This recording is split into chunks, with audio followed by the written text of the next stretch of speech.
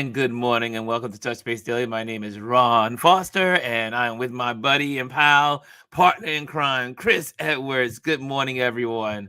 How are you Good all morning, doing? sir, and good morning, audience. How's everybody doing today? Uh, I am tired. All I can say is I'm tired. But this, you know what? I went out yesterday. I did my 4 mile walk. I got that walk in. Went to the Costco's and bought some treats that I don't usually buy because I was like, I don't really keep sweets in the house. But there's this thing called the Buka or Boo Boo Boo Buka, something like that chocolate swirl thing that they have, and I only eat it probably once a year. Well, yesterday was that day that I went in because it has I'm a sucker for chocolate, and I just pulled it a piece, these swirls, and just kept eating it like popcorn. Listen, So there's nothing wrong with treating yourself every once in a while. You know what? like We all popcorn. we might be on diets and stuff like that, but we have to treat ourselves every once in a As a while. matter of fact, I'm gonna go grab it. Chris, tell people what you're up to, sir.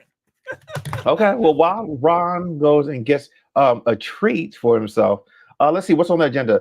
So I won't be here tomorrow, as I had mentioned last week. Another work trip. This one is for Sweatfest in Cancun. That After Seven will be performing on Sunday. So I'm leaving tomorrow for that.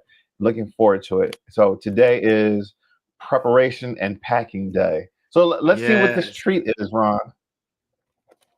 Has anyone ever seen Oh, this it's a whole from, cake. from Trader Joe's? Sir, I only see like what, a quarter of that? It's only a half left. Well, Okay, maybe it's 1/3 left, but I mean, okay. it is so It looks good. it looks decadent. It you can't you really can't. Well, it's not that much left. All right, it's Let's just say you had a time of it yesterday. I had a time of it, and I was like, that is the last meal of the day. But I had just finished my 4 mile walk, and I was just sitting in the courtyard talking to Elise, and we just had our little chat for a bit. And then after that, I said, I gotta go upstairs. And I came upstairs, did some work, and then I pulled out this little chocolatey treat. And Oh, so you had some today already. oh yeah, I had some yesterday, and I had some for today. So this was Okay. breakfast as well. Okay, So gotcha. not all in one swoop. I didn't eat all this last night. I had a quarter, sorry, a third, and then another third. So yeah, Listen, no, it won't no last. It need to won't last explain. today.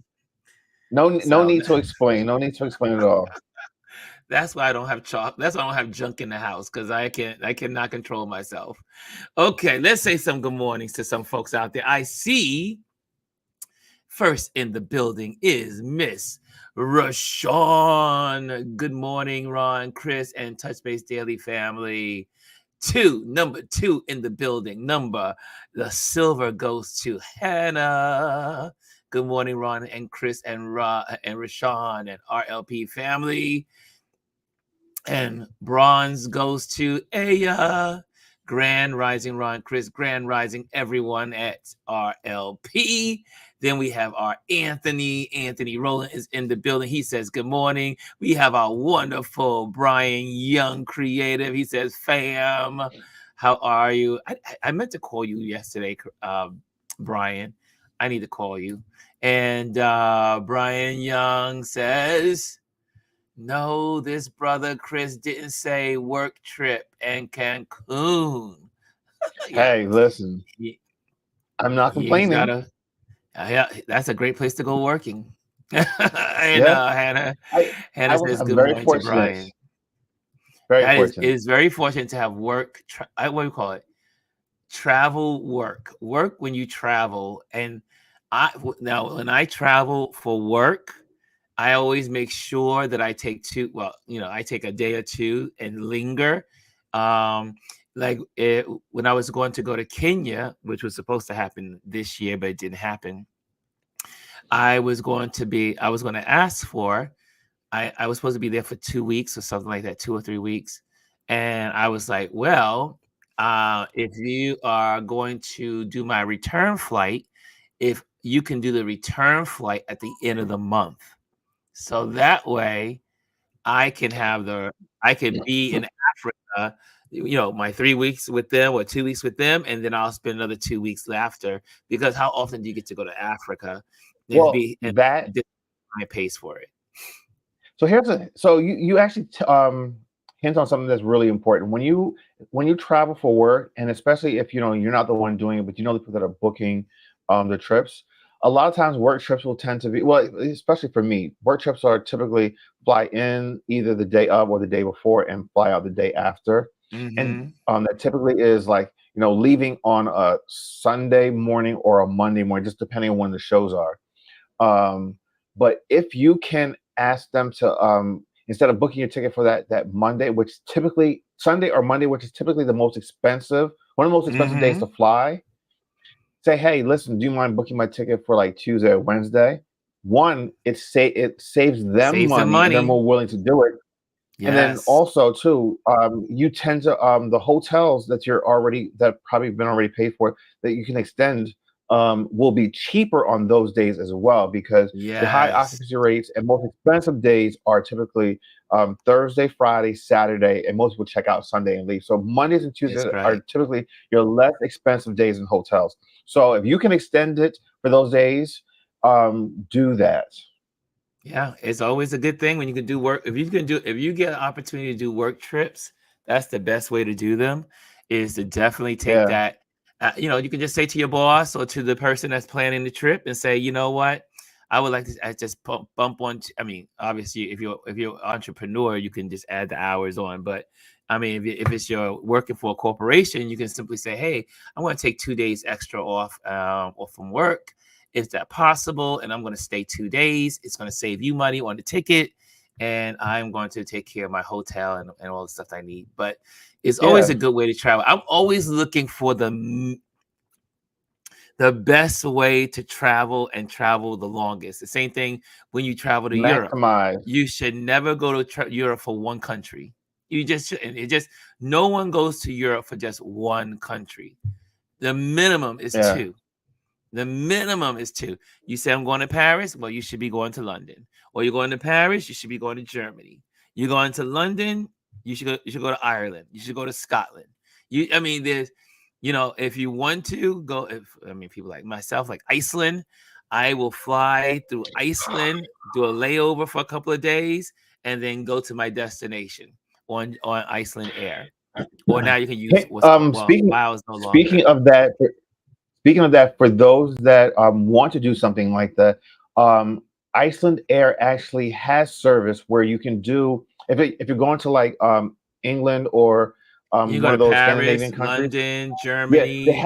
uh, they have a layover program where you can through if you use their carrier, what they'll do is they'll give you like a day or two layover in that country. It'll be considered one fare. They don't charge you like two times, because what they're trying to do is promote tourism in their country as well. Yeah. So it allows you to, your final destination is like say Paris, but you do a layover either for a day or two in Iceland. You get a chance to explore, and then you go on to your final destination. What that does, it introduces you to their country, to their customs, and more than likely you'll be more willing to go there on a vacation. Iceland had a huge travel and economic boom back, I would say, like in the mid 2008. 20, like between 2010 to like Yep. 2020, Right roughly. after the financial And a lot crisis. of that was sparked because of a lot of movies and films were filmed there. Game of Thrones was filmed there. Star Wars was filmed there. Star Um, Trek. what's the other alien? Aliens was filmed there. A lot of them because it's so otherworldly. The landscape they can use that as their backdrops, and Yeah. tons of tourists flooded into the country. They didn't have the infrastructure to support all the tourism that they had. So, Ron, that's a great suggestion. If you're going one place, try to make two stops out of it. It's always two stops. If you go to Europe, you gotta do two stops. And I don't understand why people would just do one when I mean, if you're gonna spend 6 hours, I always say if you're gonna spend more than 6 hours on the plane, you should stay longer, enjoy it more. just extend your time. I'm always like, what? You only going there for 2 days? One of my buddies, he's like, I'm going to Paris. He's going to London and going to Paris. So how long are you going to stay in Paris? He says, oh, it's just going to be about a day. I was like, a day? Who goes to Paris for a day? Anyway. Well, He was look, like, sometimes when you have that work schedule that is really, I you said, poor, can't I do told it, him, I said, make the poor best of planning. it.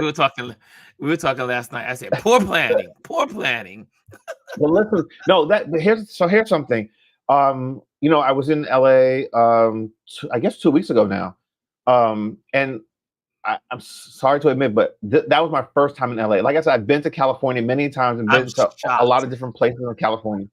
But that was the first time in LA, and I made sure that day when I got there, I made the most of it. I literally walked around downtown LA for hours. I stopped at some of the high points, tourist spots while I was there, and I even the following morning I got up and I did a 5K run through the streets of LA, which was amazing. 'Cause you don't realize you get a chance to see a lot of things when you're running too, and what that did was spark the interest of me wanting to go back.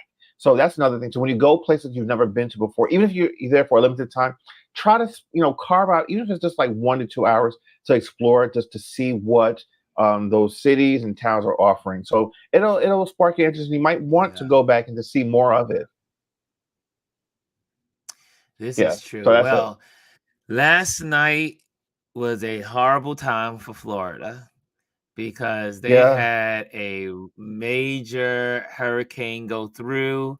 Some of the east side of this east side of Florida is still experiencing effects from the hurricane. They still have hurricane Yeah. force winds on the East Coast, and it's Well, just wow. on the East Coast also, they had unprecedented tornadoes, which was very uncommon. I Tornadoes in mean, the you do southern get tornadoes part. occasionally in hurricanes, but they had an increased amount. They were, I believe, at last time when I heard, they had about 10 that touched down on the eastern side of Florida. Right now, I Yeah, actually have on a couple different screens what's going on. The Tropicana field in, I believe, in Tampa has no roof right now. The roof is completely gone. totally gone. Over 3 million people in Florida are without power. There are huge sinkholes in Florida. I mean, they're looking at, Yes. like, yes, last night alone, they had one spot had about 16 inches of rain last night. I don't even know the total number of inches, and that is what you would get in a season. There's nowhere for this water to go. Florida is very flat. The only place for the water to go is just to continue to rise. So you're going to see excessive flooding, and it's just devastating, and it's kind of heartbreaking to see the amount of devastation. And um, And four people these so far Republicans, I have hate to make it political, 4 people have died though so far. so far, so far.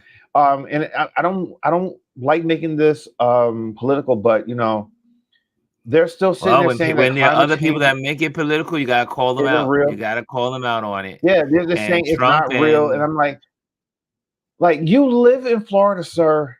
Do you not see what is going on around you? Like, these people are suffering, like, two catastrophic hurricanes in less than a month. And in hurricane two season weeks. is, I mean, yeah, it's, I mean, not even over yet. And the Gulf waters are just getting warmer and warmer.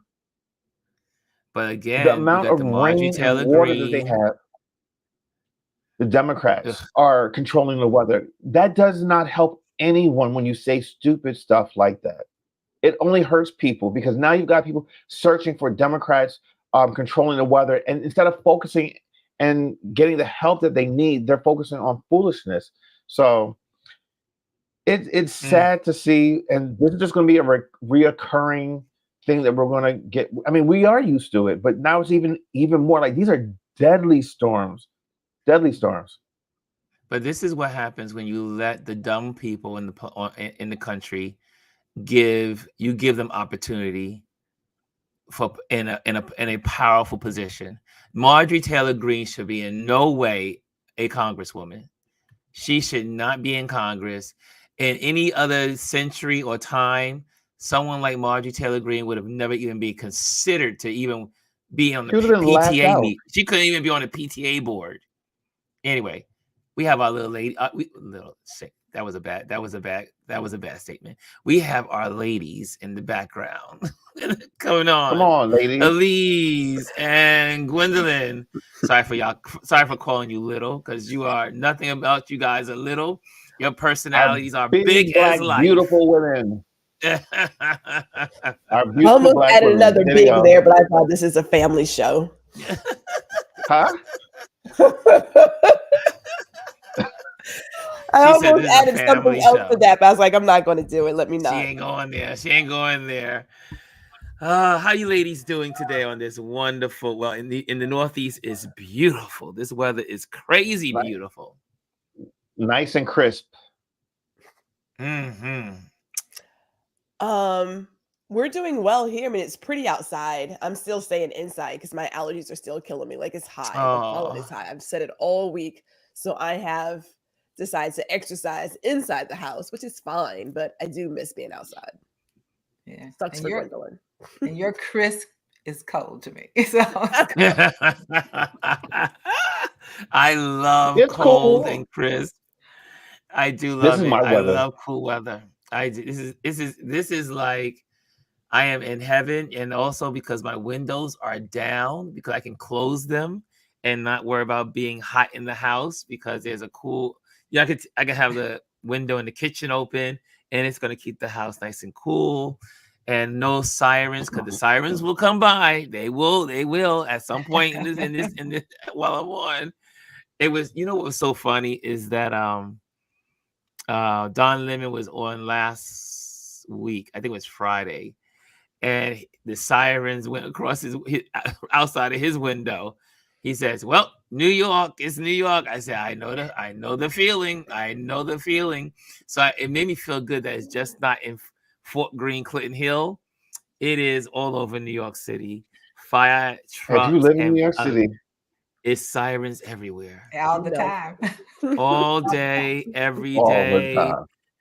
All the time. It's just part of living in the city. So it's the charm of New York City. I don't know about the charm, but hey, I'm lost out on the charm. You're getting jaded. You're right? biased. I'm jaded. You're I over am it. now jaded. I was telling Chris earlier before we came on, and I was so proud of myself 2 nights ago. I looked at my sound system, which I used to have a sound system for a movie theater in my house. So I had these 2 big speakers in the front, center speaker, rear speakers, huge woofer system, woofer speakers. And I was like, and then so I went to my neighbor next door and I said, "Do you guys need any speakers?" I said, "You probably don't, because no one used speakers this big any longer." And she looked at me and she says, and she says, "Well," she just kept doing. She kept shaking her head like. And I said, "I get it. I was just gonna take them downstairs to the basement, and if someone happens to see them, they will take them. That's all. I'm not putting them on Craigslist. I'm not trying to get someone to come pick them up." I said, "They are gone." And just by clearing those speakers out the bookcase, clearing them out off the center of the wall unit, and I was like, "Wow, look how much space I have now." And I sat there and said, "So I'm on this mission. Anything that I have not used in 2 years has to go." And then after I get through that system, I'm going to go, everything that hasn't been used in a year will then have to go. And then when it's time to actually move out my apartment, anything that is not been used in 6 months, gotta go. And so it's kind of like paring down. And as an organizer, Gwendolyn knows what that means, right? We used to work at the Container Store, and we used to help organize people's homes and their closets and their spaces. That's what I used to do for a living. And now I am applying it to myself. Pare it down. 2 years, 1 year, 6 months. And then you're all organized. So I just purge every month. Yeah. At least you purge. Yeah, Gwendolyn purges all the time. All the time. She's a purger. I'm a seasonal purger. Are you a seasonal purger?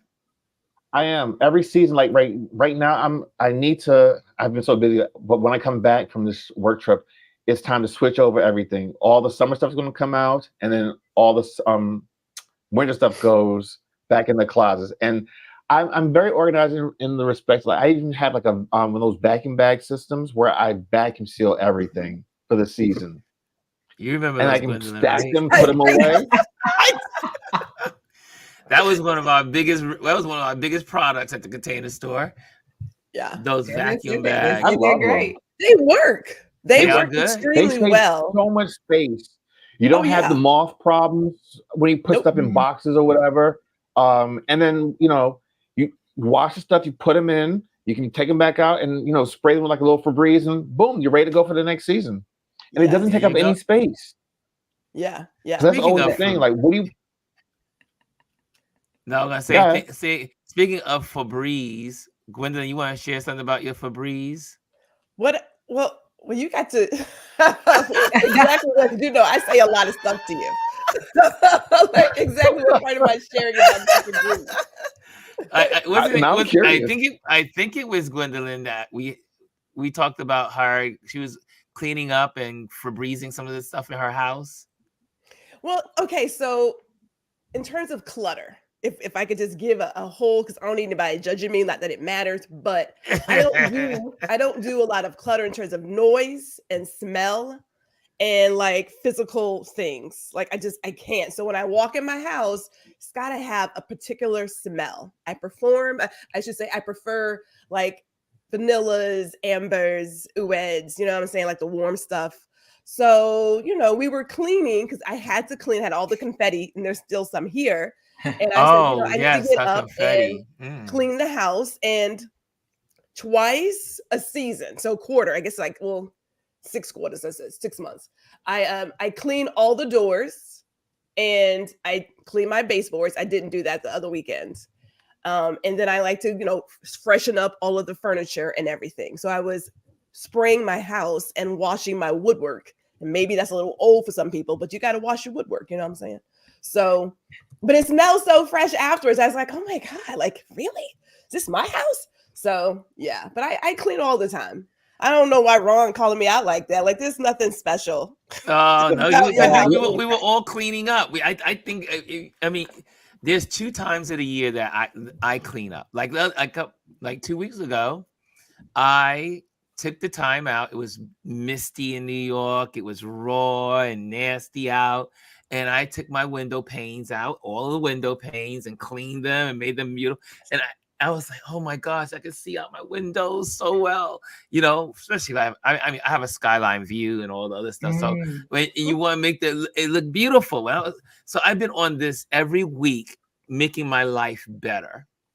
Yeah. That's been this new, kind of like, and not like try to turn the world upside down at one time, but incrementally making my life better. And so, and it makes you feel good. I mean, like I said, every time I look out my windows, I'm like, I had not cleaned my windows in 2 years. And I was like, and I was that guy that cleaned my windows every spring and every fall. So when spring came in after the winter, windows get clean. After the summertime, windows and get ready for the winter, windows get clean. Just my thing. Just this conversation makes me think about me and my garden on Sunday pulling those weeds up. Oh, see, there we are. That was great. Trying to weeding those things out of our life. Ron and his speakers. I'm starting here, but that there's still more stuff you got to weed out. Mm-hmm. It just takes time. It's not a rush. But clutter, like I'm the clutter queen. I tell my daughter, I said, look, I just need someone to come in here and just send me out. Wait a minute, Miss Elise, if I may, I thought your son was a Virgo. Isn't he a Virgo? He is, but he's not a He's like, wait a minute, he is, but he's not one of those Virgos. He's not one of those Virgos. Now, he doesn't have, I'm the one with I won't say it's clutter. I have tons of books and stuff. Mm-hmm. So it's hard for me to figure out, what do I do? How do I release some of them? And some of them I know I probably won't ever get rid of. Like I have a big collection of Baldwin books. So they'll just be there. But I there's have a question. I have a question to the audience while you're talking, Elise. How many of you in the audience, all you got to do is say clutter, no clutter. Some people enjoy clutter. Some people, they like clutter. It makes them feel, it's like the feeling of a pack rat. It's like that beautiful. Some people like to be hoarders. There are people that survive and people who are love. hoarders, yes. They love hoarder. They love things around them. It makes them feel safe and secure. Which are you in this community? Clutter lovers or no clutter? Clutter or no clutter? I'm not a clutter lover. I like to be able to move around. I thought hoarding. I like to see my dining room table with minimal stuff on it. Like, put some flowers in the middle. Yeah. Dr. Tachi says, I hate clutter. Yeah, I thought clutter spoke to internal chaos that was projected out here in your space. That's how I've always seen it. Because when we were like retail therapists, literally, people take like their whole entire life, but they would get to a point of, this is the problem. It's like, well, this is why you got to get rid of this stuff, because it's hindering you from moving forward for what you really need to do. Charlene says, no clutter. Clutter gives me anxiety. Some people have that's so good. Hoarding something, hoarding is connected to mental health too. If you have if you hoard a lot, and you have people, the young guy next to me, his grandmother, he got the house from his grandmother. He inherited the house, right? So she had moved out, and we didn't know. First of all, we were her neighbors. We thought something had happened. My husband and the man next door called the police because she had been missing for a while. We thought she was over there in the clutter. And he said when he went in, they could not even open the front door because there was so much stuff. So they had to get all of that stuff out there. And so she was a hoarder. But hoard like that, that's a sign of mental health issue. Listen, I know what that's like. A cluttered house is a cluttered mind, and I can't stand clutter. I can't even listen to me. I have it like makes my skin crawl. I don't like to see wires like just scrolled all over the place. It has to be. Chris freaks out about wires. They need to be tucked away. I don't want to see them. Like if you come here, you won't see wires. Like I'm trying to do everything in my power to make sure you don't see a wire. He's like, I can't. I agree, no Chris. more wires. I agree. I can't. I don't want to see the Listen wire. to me. I've gone as far sometimes as like I have holes, and I had the system where you can tuck the wires in the walls. Oh, absolutely. I'm all for it. And and I will repair when it needs to be repaired, but I'm doing it. I mean, I get the nice circle or box cut out that I need, have the system put into the wall. Yeah, you won't see any wires or dangling stuff.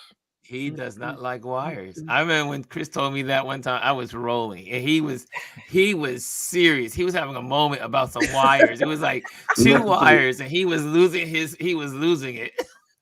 I will walk behind you and tuck wires, okay?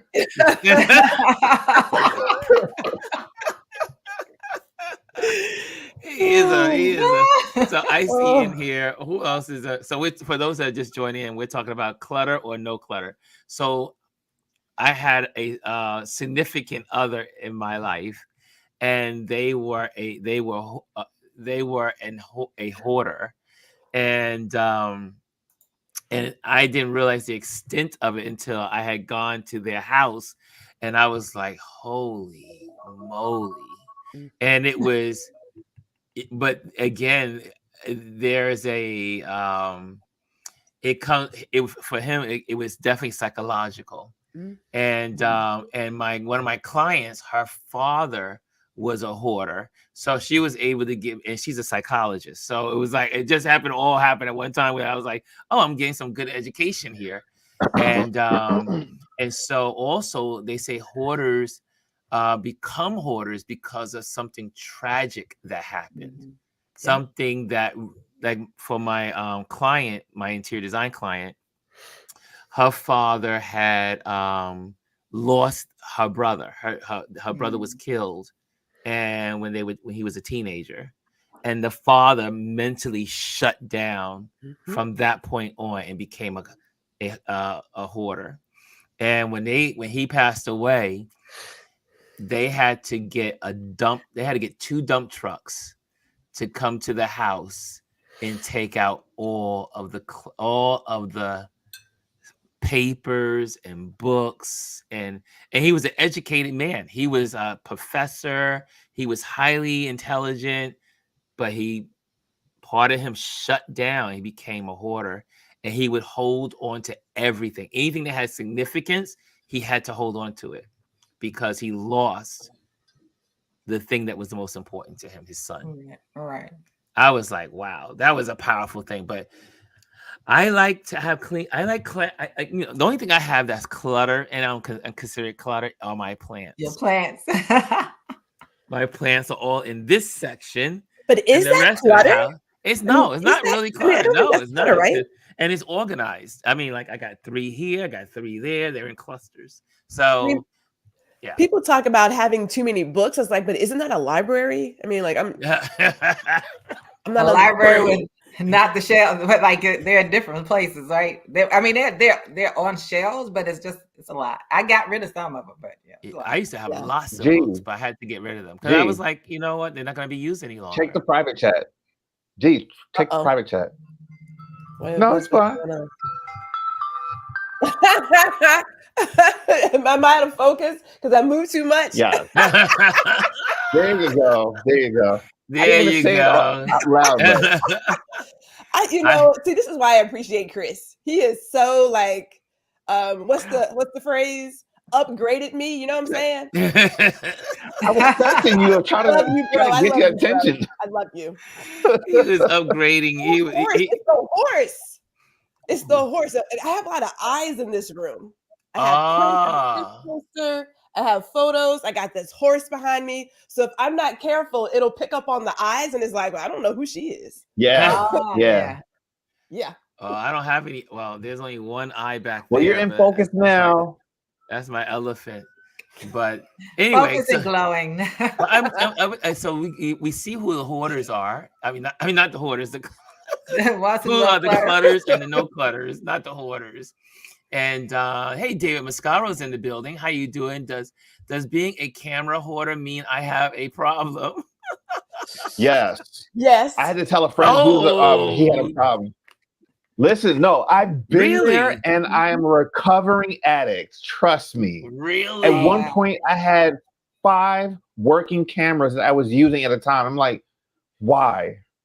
Really? I had to get to a point where I literally all I have now is one professional camera. I'm like, I don't need all those cameras.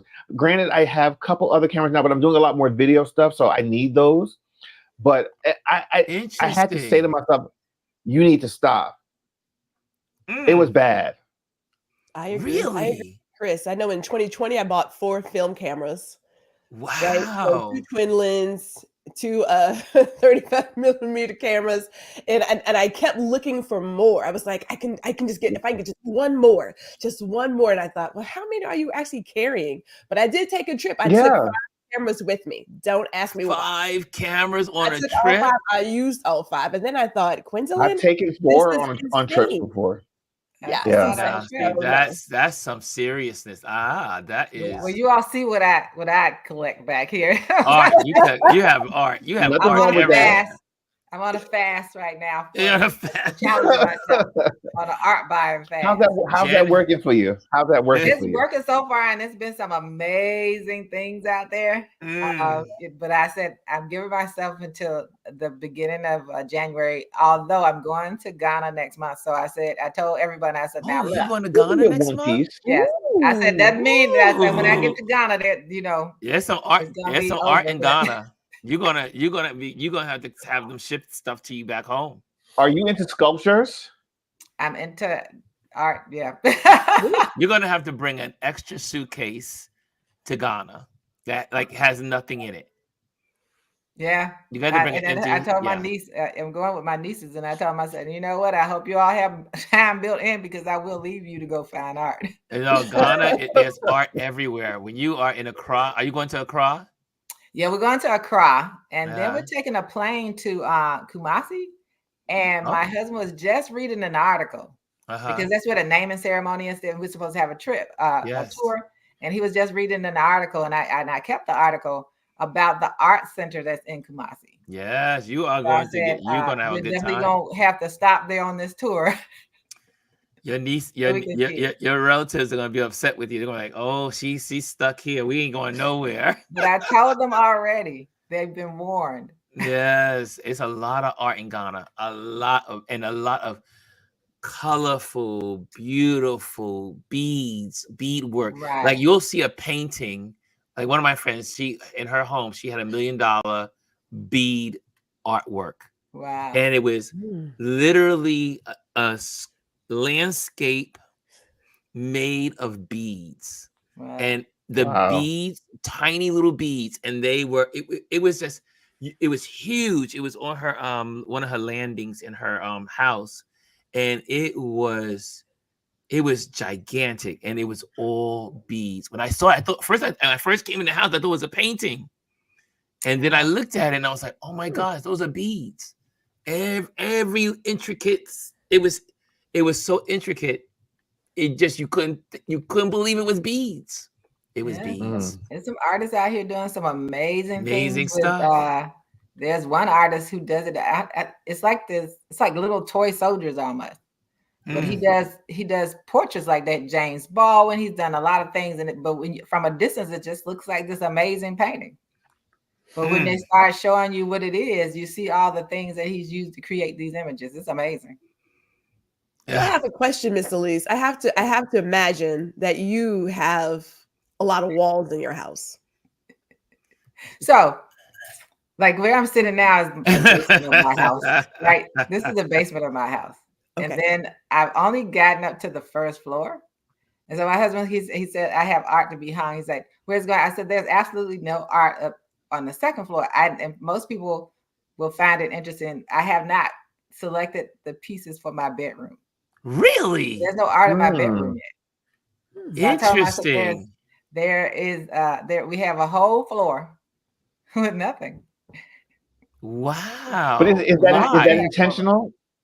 Is that intentional? Is that to give you something? It was intentional to be the last. Oh, wow. It's intentional to be last. But and then there's so many different techniques of hanging art that you learn along the way, like deciding which art pieces you want to put together and tile, so that there are multiple pieces in one space. But so it has to be very intentional about themes. So I do look at like the themes of art, because if you look behind me, these are the theme, and these are just common colors. Yes. They're all you also love color. I like color. I actually, one of my favorite things is black and white. It's just hard to sometimes find artists who are doing black and white. Like I like black and white photos. I like black and white, paint pictures. And so I've seen some recently, and that's why it's like, I've been really fasting. I've seen some recently have just been doing some amazing things in charcoal. Wow. That I find interesting, but I really love black and white. And I like black and white. And I think I had this conversation with Ron before. I feel that black and white photography, when you see a person in black and white, you see the soul of that person. It's the soul. Whatever you take in black and white looks like the soul to me. So that's why I really, really love black and white. And so I'm actually looking for things in black and white. I don't have to always, like for me, I'll probably find something amazing in black and white that goes in my bedroom, just because have always been. Like if I watch an old black and white movie and it's been colorized, I hate it. I'm the same way. I like it. If I saw it in black and white, I want it to stay in black and white. Yeah, it's not real. They didn't shoot it in color. So how do you then now you have to pretend you know what the colors were they had on. So that's always my thing. So I am actually a big fan of black and white. I actually have a cousin who did an amazing piece. I can't show it to you right now, but amazing piece of Maya Angelou. And it's black and white. It was her first thing she did digitally, and she only did 2 of them. And it has her hair, and her hair is created by all the titles of her book. Wow! Oh wow! Yeah, if I could show it to you. You want to see? Hannah says something when it came to our clutter conversation. Hannah said, let me see. Hannah said, when I was 5 years old, I watched my house burn to the ground. So I think I tend to hold on to things too long. Wow. Hannah, that's a story right there. Yeah, there's nothing worse than watching your house on fire. I had that experience also. I was homeless for a bit when I was in when I first started on Wall Street. My next door neighbors burnt down the house, the drug den that was next door to me, and then we had to rush out the house, and all you could just see the house was just, you're in the street and your house is burning down. It is nothing more. There is really no words for it. I'm not a crier. I don't really cry about too many things. I'm just not built that way. I mean, now I am. Now I'm older. I cry about everything. But when I was a teenager, that happens. Yeah, when I was a teenager, I didn't cry about anything. So I'm 21 years old. I think I was 20. I just started at the stock exchange, so it was like 20. I was 20 years old, and we had the fire. And I was in the street and I just started to cry. I mean, you saw the flames, you saw all the flames, you just see all your stuff burning up, and you just. Well, that's all your worldly possessions. And you're just getting started, and it's just snatched away. That is heart-wrenching. Yeah. When I see fires and I see families outside, like, it's devastating, because it's like, well, where do you begin to pick up the pieces? Right. It was devastating. And especially if you lose a loved one as well. Yeah. It was traumatic it took me, for a while I kept thinking, I was always paranoid of everything, the stove, I don't like fire at all. That's exactly the reason why I don't have gas cooking in my house. Really? Because I was always thought, like, if I had gas and I have children and they were small, I was like, no, I'm not going to run the risk of something happening to my children. Wow. Interesting. I had the same fear, Elise. We don't have gas now. I remember one apartment I had gas. Let me tell you something. That was the most heart-wrenching, 2 years that I spent at that place, because I was constantly leaving and turning back around just to make sure that, I turned the stove off or there was nothing on it. Because my fear is that I'm just going to lose everything. I spent 2 years just constantly going back and forth. I would always be late to everywhere because. Oh yeah, well, that's the same thing. Do I smell gas? Yeah, or do I smell gas? My thing is, I have a gas stove, and I'm always. Obviously, you learn these techniques of never put the pot back on the eye of the stove. Make sure you take it off, put it in the sink, or take it off and put it on another eye. And because there's all kinds of cooking habits and rules you should know. So you know what I did? Yeah, scary stuff. Once you have fires, it's scary. Induction cooktops. Oh, induction cooking works just like gas. It goes down when you turn it down. It goes up when you turn it up. It doesn't work like the normal electric cooktops that you turn it down and it's still heating. An induction cooktop goes down just like gas. Wow, did not know that. So I have a lot of them too. The minute you put the pan on, it warms up, and then when you remove it, it goes cool. It goes off. It automatically shuts itself off if it's going more than a few seconds. It turns itself off. I see here, Rashawn says, I hate clutter. I'm a neat freak. I'm with you, Rashawn. And I see, guess who's in the building, y'all? Omar's in the building. The executive is in the building. He's now Omar. An executive at his company. He is in the building. He must be in his office watching us. Congratulations, Omar. Omar is an executive now. And who else is in the building? I see Charlene's, and she says, hello, Dr. Tanji. Amparo's in the building. Hey, Amparo, so good to see you. And I see here, I think I lost time. I counted. I was at, what? David Mascaro has 21 or 20 cameras and 20 plus lenses. Right. I just rotate them. Wow. Is he a professional working photographer? Yeah, he is. He's a professional. He's a professional. But that's still a lot of cameras. That's a lot of cameras. He said David, but he rotates them. So he rotates them. So he's using them. He's using them. Yeah. I mean, there are some people As that long as have, professionals that have their Hasselblad, and then they have the Canons, Yeah. and they have the Nikon, Yeah. and they use them for Yeah. they're like a surgeon, because certain Well, cameras the other have a certain style. yes. Mm.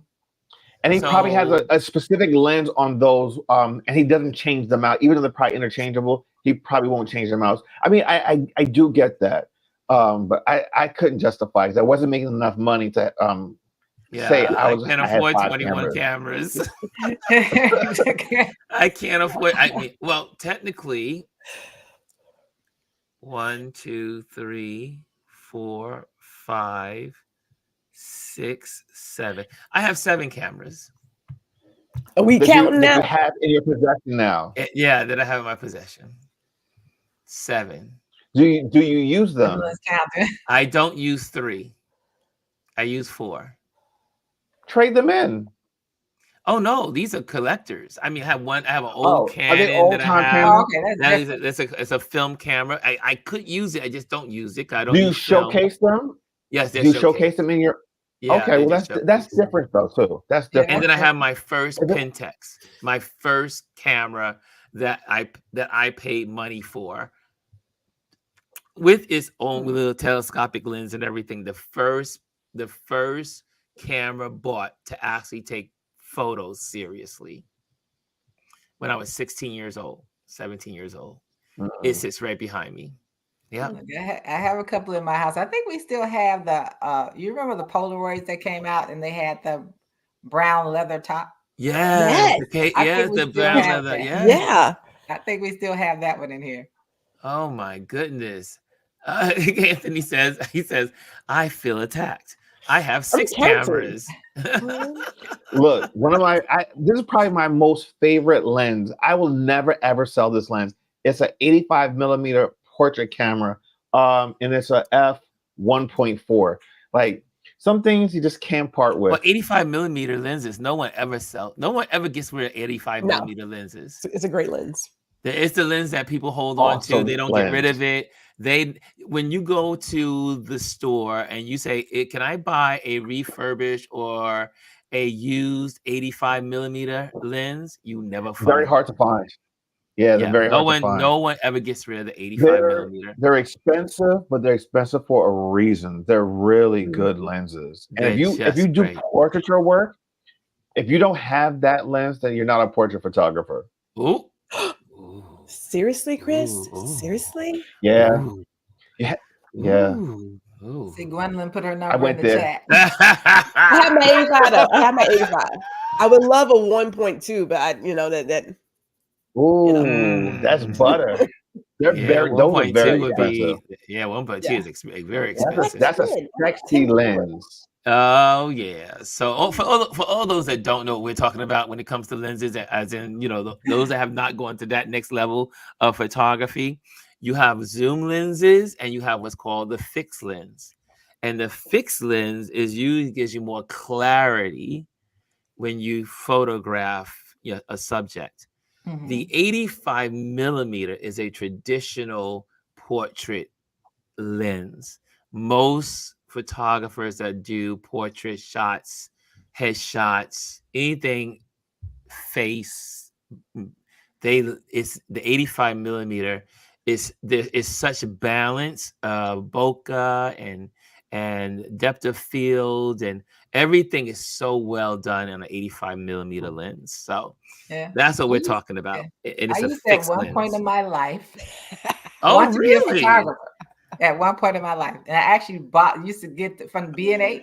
Yes, B&H. The thing from B&H and everything. And I'm working through this journal, this book, and one of the things is like 5 imaginary lives that you would have.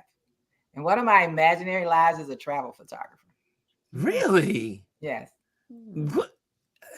You see, every time Elise speaks, we learn something with depth of who she is. I never knew that. Yeah. Wow. Omar says, I'm getting rid of so much stuff, moving out of my studio, and I have just too much equipment I don't use anymore. Well, I think Gwendolyn needs to go pop up to where you are, because she's not No, I that far don't. from you. No, I Well, don't need say nothing else. no. I don't need nothing else. Gwendolyn is I'm on a purging spree. Like as I told you now, We're all quick purging. little side note. So I'm looking at all these people who are being impacted by the hurricanes and what have you. And it is heartbreaking. It really is heartbreaking. And then I think about my mother, and I can't help but say I have a little bit of her in me, that when she does her eulogies, not anymore, but she would say she has yet to see a U-Haul follow a hearse. And so I go through life. Say that again. She has yet to see a U-Haul follow a hearse, because we spend so much of our life working for stuff. And if you look at the average American citizen, we truly are blessed beyond measure. A lot of this other stuff just becomes stuff. And so I was talking with some other fellow photographers just 2 days ago about cleaning out our guest bedroom that was used by Granny. She passed away last year, but we had never moved her stuff. Like, it's just been in there. So I had to go in there and take what I could to Goodwill. And then everything else is, now what? Right? And so when I look at myself, and I don't have kids of my own. Now, my nephew has put dibs on some stuff. I've had other folks put dibs on some stuff. But the rest is these are my memories. You know, these are my special moments, not for anybody else. So no one's going to be like, oh my God, I should keep that. No one else is going to do that. Very true. Very true. Of stuff that just needs to go someplace. I'm like, you know, like, now I've been homeless, so I understand that. I understand literally starting over. So I get it. And I want to say, because of that, I don't feel attached to a lot of things, because in those dark days, it was, I have food in my belly, gas in my car, and someplace to sleep. And that was all that I was like really concerned about. So my mind has shifted when it comes to grabbing, you know, physical possessions. They're not going to be here always. Neither am I. Homelessness will teach you some things. I mean, sure will. I will never forget. Like I said, I was 20 years old. You live your life thinking none of that. I mean, you look at other people when it happens, you're like, oh wow, you feel sorry, you feel some kind of way about it. But when you actually have been homeless and your home has been burnt down, and you don't know where you're going to, you don't know where you're going to be. You just don't know where you're going to live. You don't know how you're going to live. As in, it is. I mean, at 20 years old, I was like, you know, and obviously I was the man of the house, so I was responsible for my mom and my sister, and I was so blessed and fortunate that my friends at the stock exchange pulled together. My boss was really cool. Called me in and say, Ron, get in here. I got a check for you. And gave me a check. And so I was able to hand my mother some money. She went to the real estate office while I was at work, and she was able to get us a duplex apartment. It was a much better home than we ever had before. And, but, you know, and you know, it always goes back to that community. Yes, absolutely. Yes. And it's always a good I cannot overemphasize the importance of community and building community and building friendships and living a life of integrity. Because when something goes down, when something happens, people are coming. Yes. People are coming to help. And I remember that. I remember it like it was yesterday, because my boss, he handed that check to me. I had only been working there probably 5 months. I had just started at the stock exchange. And he wrote a check and said, get your mom and your sister, you guys get an apartment, and worry about that when you come back to work. Don't worry about anything. Just worry about getting your mom and your sister in an apartment. And then the folks at the exchange themselves, like my coworkers, they raised money. Oh, wonderful.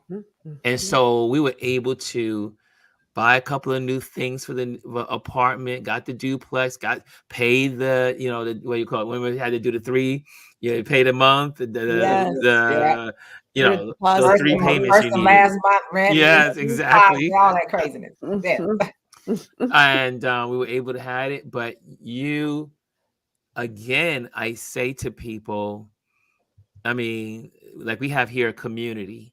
And I am a believer. If there's anything that I've learned in life, if I was at the end of my life and this was the last day, I would tell people, build your community.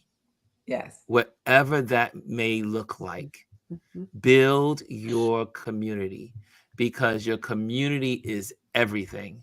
And your community will build you, support you, encourage you, pray for you, love you, think of you, be there for you. Yeah. There's nothing better than community. Connections are important.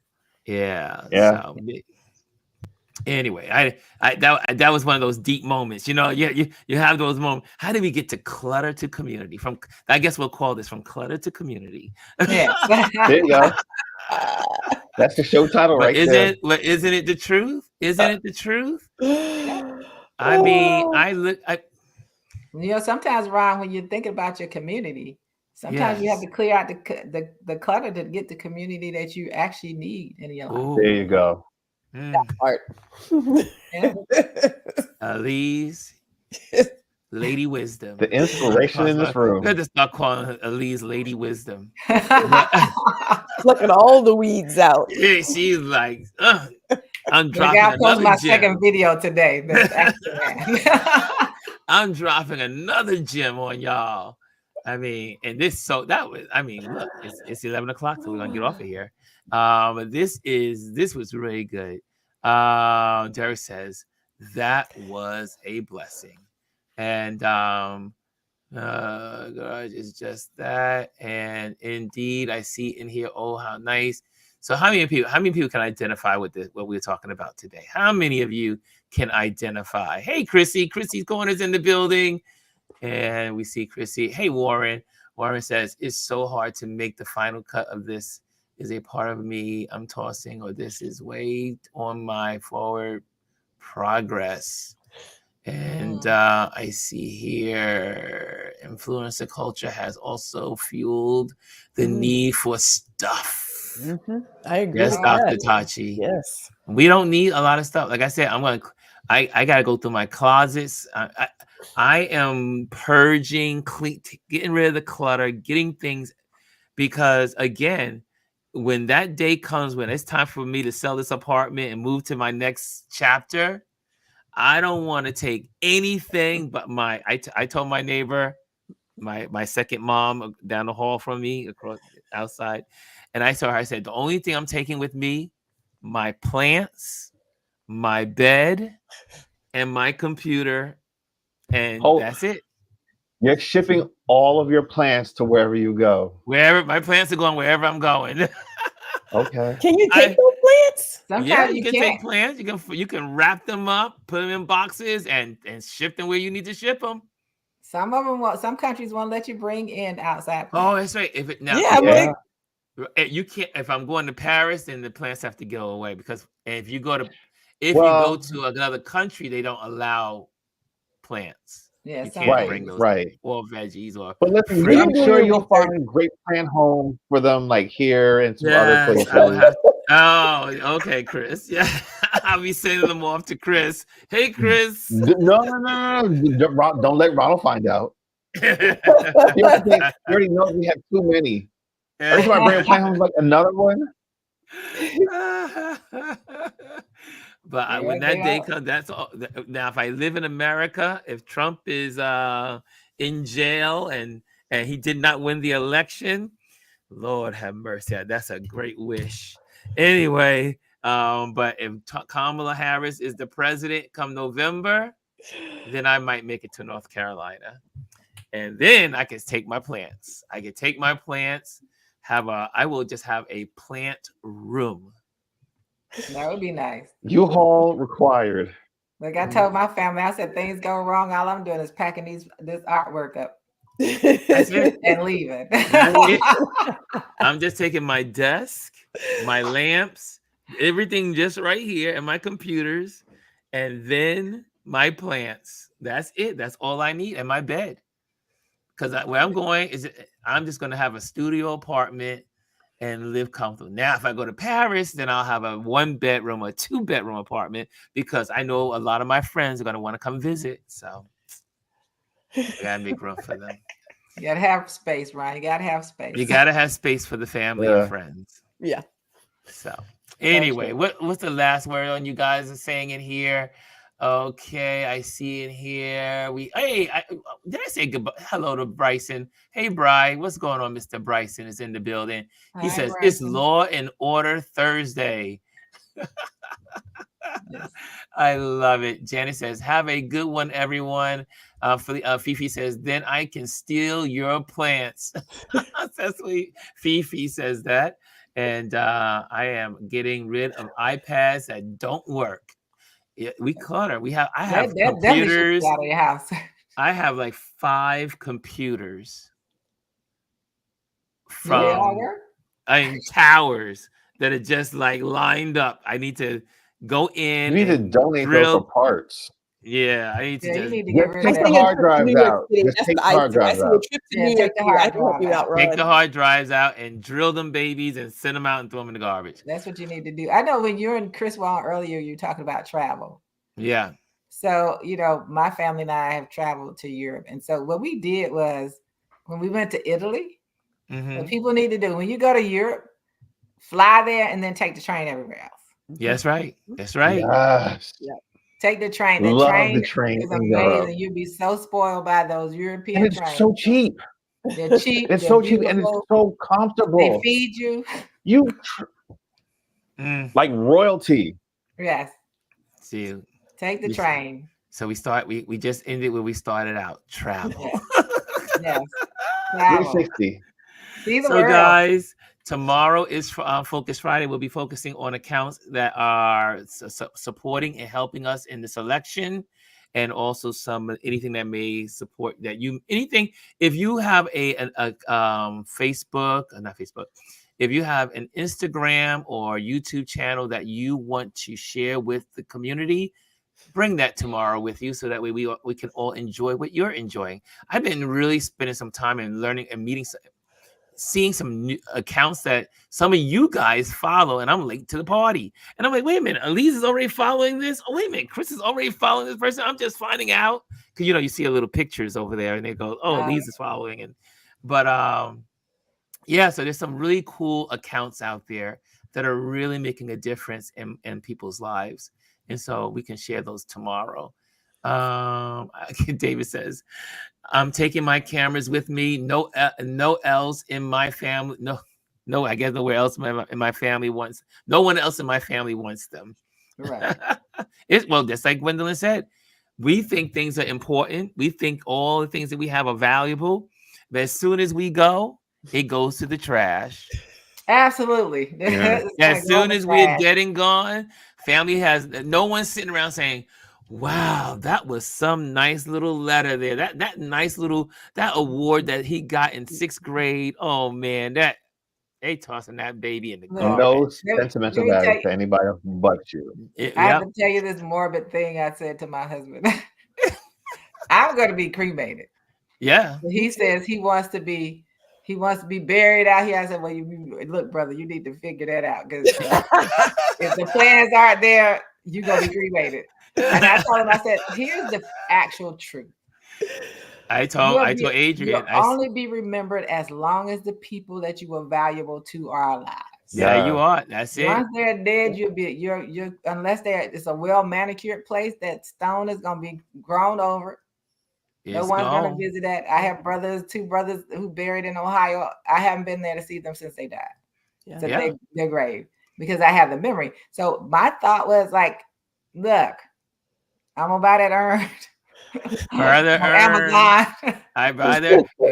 And Adrian, when we were in South Carolina, Adrian says, Pop, what are we going to do with your ashes? I said, just take them on the hiking trail we used to go on, and then get to our little favorite lake and just go, whoo. Well, you know what I told my family. I said, now you're going to sprinkle a little bit on the New York City subway tracks. I'm going to ride all around so that way you can just Manhattan. blow into the system. And then now you can take some out to Will Rogers Beach in California. Just let it blow in the wind. Go there at sunset. I told Adrian, I don't want you to put it in a bracelet on your arm or lock it on your neck. I said, I'm not in there. Let it blow in the wind. Put it by a tree. Put it by the tree. That way I'll slide into the stream or slide into the lake. You put it on a New York City subway. New York City subway. You told me that, Mr. Galise. Anyway, we're out of here, guys. Thank you so much for joining us today. This was good conversation. I'm so glad we didn't really get into politics, and this was so nice to just hang out with each other and just talk. And so we need that more. We get enough of politics every day. So every day. This was just so good just to be together and just chat and share. I always learn something more about my wonderful co-hosts here. Thank you guys for popping on. Let me get rid of this crazy little banner. Clutter is gone, and now you can see these beautiful names of these beautiful people. Elise, where can people find you? You can find me at SALIEZE_ on Instagram. And I'm going to go clean something up after this. Chris, where can people find you? You can find me at constantly_ changing the number for me on all my social medias. That is Instagram, Facebook, Threads, and YouTube, awesome. I believe. Yeah. And Gwendolyn, where can people find you? I am GR Houston Jack on YouTube and Black Power Bunny on Instagram. And she's a power bunny. She is a power bunny. And let me just say for you guys that I meant to do this, and I'm going to make sure I'm getting good at this. And just so you know, share your event story, event photography. I do that. So if you want to recommend me to your friends and family and corporations, I do event photography. I am an event photographer specialist. And so you want to do that, that would be great. And also, if you want to learn photography, I teach photography virtually. I can teach with you. And as I said, teach you from any place in the world. And also, thank you to our sponsors for the Patreon community, Rolling Clouds, Arrhythmus. Okay, so there you go. We have folks that are sponsors. If you want to be a sponsor, you are more than welcome to do that as well. Because as someone told me, StreamYard is becoming more expensive, and so if you guys want to support, let's support. So and that way we can stay and do the things that we do here. Okay, and I think we're all good, and that is it, guys. We're out of here. So, guys, again, see you tomorrow. Have a wonderful Thursday. And we are out of here.